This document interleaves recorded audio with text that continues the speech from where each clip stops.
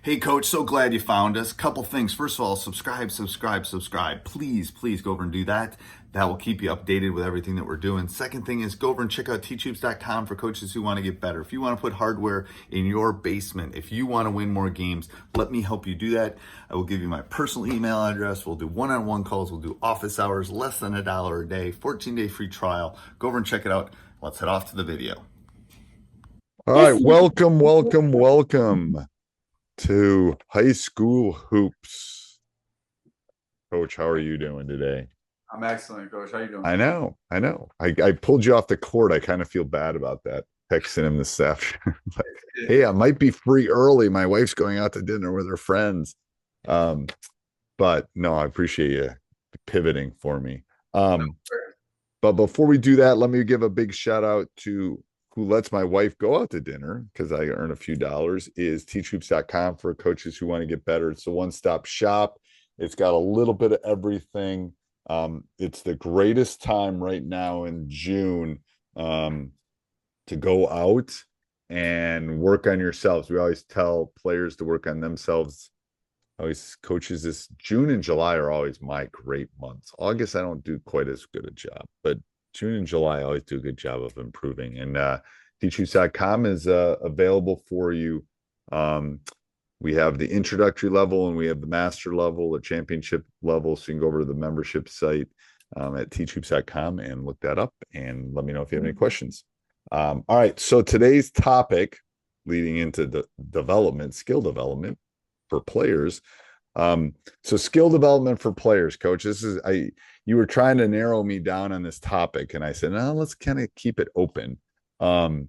What's your thought on skill development?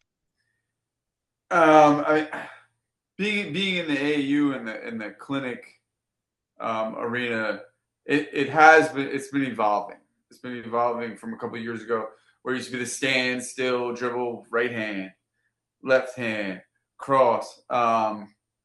What I've been focusing on a lot more now is decision making and reactionary drills. And I think that's kind of where we're going. It's a little bit like education.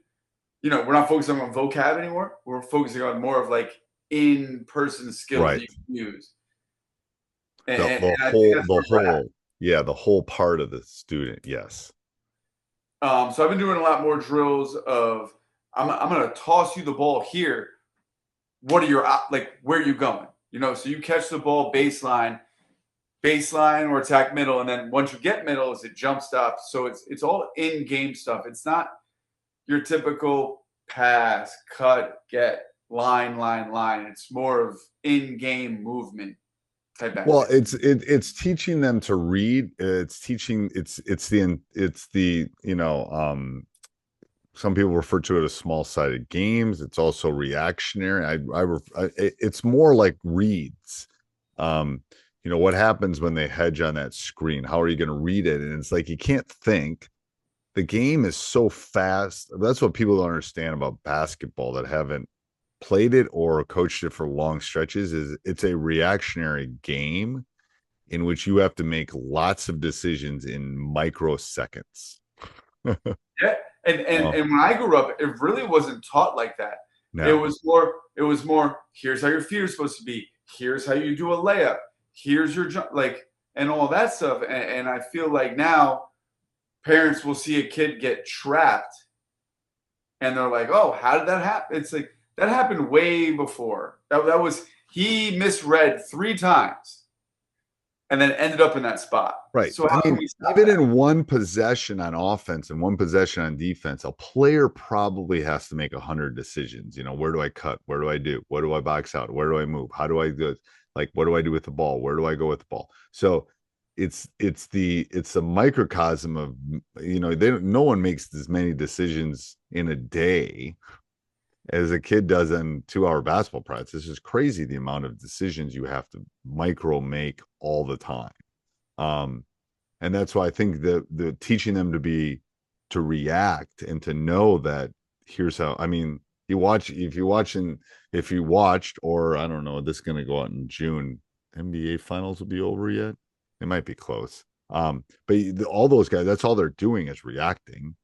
because they're all such good players. It's just a reaction thing. So I think that really is a good skill. I think they have to work on a lot. And it's reacting to multiple different things too. I mean, even with the high school team, calling timeouts to be like, hey, we're down 3, right? We're going to inbound the ball at our own end. Setting up small areas where they need to start to think a little bit and preparing them for reacting not only in game, but also, outside of the game for a little bit and then coming back in and coming out of timeouts. I think it's very important. So what do you think is the worst skill? The skill that needs development the most? I think rebounding needs the most work, but there's no way to do it because I really think that's a skill that if a guy wants to get out there and get rebounds, he's gonna get it, like Dennis Rodman. It's also a point of like I had a really this. I think this is the first time in like 25 years I haven't had a true center, and the only reason we were able to rebound is because we did drill it a crud load.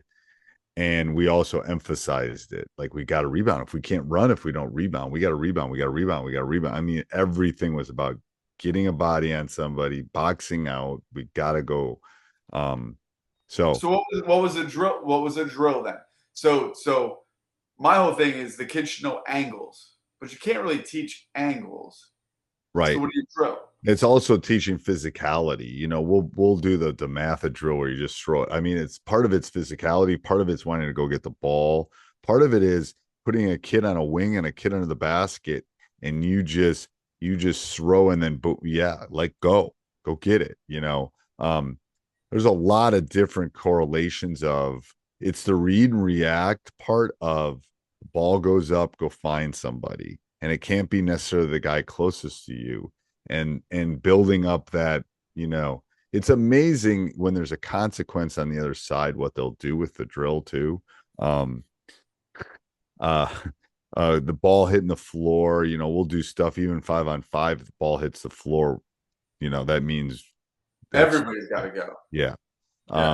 So there's lots of different things, but we had to drill it to show them that it was important. And then we weren't drilling it every day all the time, blah, blah. It was just a drill here, drill there to kind of show, find, hit, get is what we talk about. There's lots of different lingos for them. You got to find them, you got to hit them, and then you got to go get the ball. It's not like necessarily the old school, get low, blah, blah, blah. Fine. Then you separate and then go get the ball. But it's that part of that is that physicality and that contact too. So a lot of it just really kind of depends. But then once we emphasize, and they knew we were, defense was another thing we had to emphasize a lot this year. That we basically all the time, like if we all of a sudden I'd stop a drill, no one boxed out, run or do. Here's your 10 push it, whatever it was. They just knew that it was like turnovers, one of my pet peeves, and we weren't going to win if we didn't. It comes back to kind of what we were talking about. It's you're drilling things to get them to think without thinking. Yes. And I think that's where we went wrong in the past with we're going to do this, we're going to do Mikins, and we're going to do this, and they all have their spots. Those drills, the Mikin's still a good drill. The 2-ball Mikin, I love the 2-ball Mikin. Yep, we can throw it up and get my fingertips warm and all that. But when it comes to game time decisions, I'm catching the ball in between the slot and the baseline. Right. And a double's coming at me. My Mikin, drills are going to help me there. I need to know what to do and how to perform. So yes, I agree 100%. So going back, so rebounding, I would put rebounding on it. Most important skill that every kid can work on, I always believe, is everyone can learn to shoot the ball better. It's a skill, especially in the off season. And I was talking, I don't remember, I was talking to another coach the other day about there's a difference between everyone can be a shooter, not everyone can be a scorer. So scoring is reading. Scoring is they're on me and I'm going to cross over. Shooting is like an empty gym. I was telling an 8th grader I was talking to the other day, I said, if you're a good 3-point shooter, you should be able to hit 60% in an empty gym every day, all day, with your eyes closed. Boom, boom, boom, boom. Because it's going to drop about 20% when you have to come off a screen and you're off balance and it's pressure. A guy closing out guys on closing out on you, and all of a sudden you got to take a step back, and all those things are what make you a scorer. But everybody's got to be a shooter. Everybody's got to be a shooter. That will be a discussion I'll have with my team next week when we have our team meeting coming leading into the summer. What else was skill development, coach? I think, and thing with skill development, I think it's great if you got another person to do it with. Especially if you're working on things. Because it's somebody that's pushing you, and it's reactionary. It's more the reactionary stuff. Yeah. I think sometimes when kids don't have people to work with, it can hurt a little bit. And then I think you got to put in the time in skill development. It's like anything in life, you got to put time in. If you don't put the time in, it doesn't matter, in my opinion. But you gotta get in the habit of doing whatever you're going to do. Get in the habit of shooting, getting in the habit of scoring, whatever it is.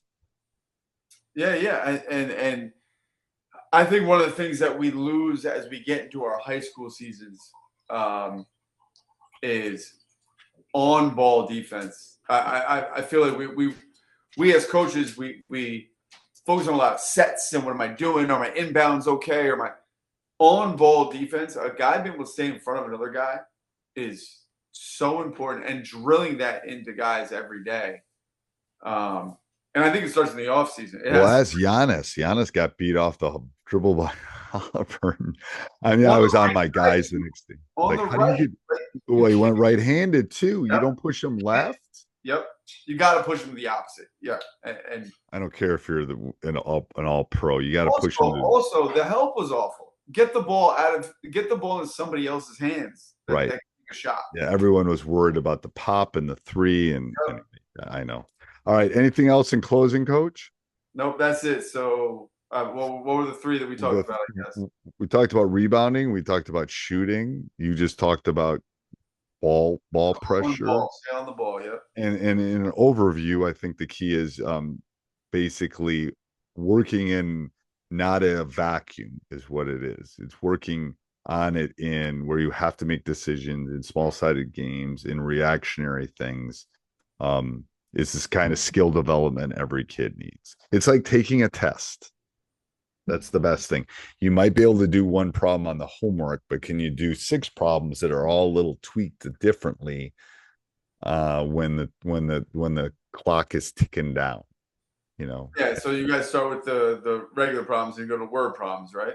Yes, you get more difficult. All right, till next week, Coach. All right. Hey, Coach, so glad you enjoyed the video. Subscribe and like before you leave. And also go over and check out teachhoops.com for coaches who want to get better. It's got everything and a roadmap for you to become a better basketball coach. So go over and check it out. And let's head back to the next video, wherever that would be.